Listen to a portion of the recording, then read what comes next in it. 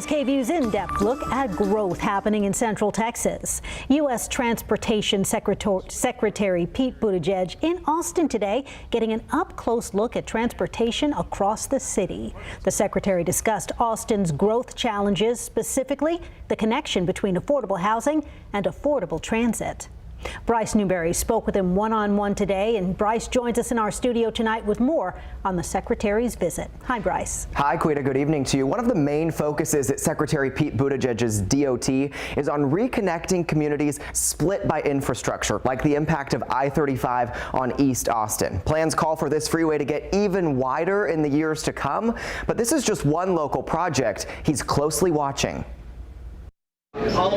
Stepping on to Capital Metro's Red Line train Wednesday, U.S. Transportation Secretary Pete Buttigieg kicked off a two-day visit to the capital city. I'm deeply impressed by the work that has gone on here. He rode about 10 minutes on the train, talking with city and community leaders. Living in Austin used to mean you have to have a car. You have no choice.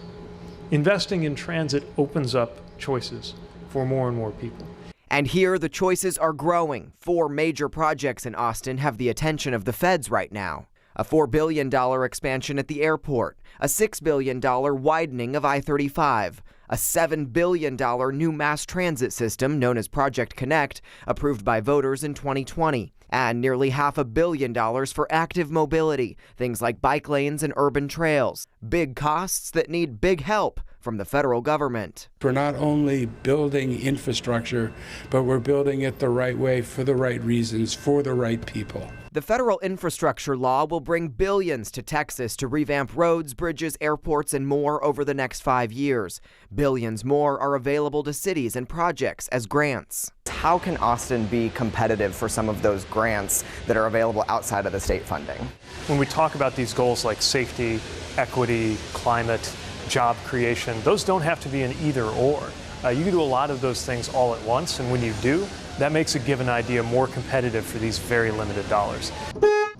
Community criticism continues over the plan to widen the highway that has divided Austin for decades. The infrastructure law includes $1 billion to reconnect communities. One thing that's very important to consider if there's a vision or a plan to expand those highways is to do that in a way that benefits more than it creates harm. While we're still years away from seeing the end of big local transit projects, Secretary Buttigieg says Austinites have a lot to look forward to. Austin, you have a lot to be proud of, and I know that you are just getting started.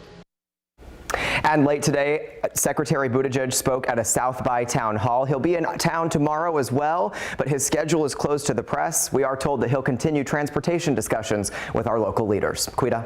All right, Bryce Newberry live for us tonight. Bryce, thank you.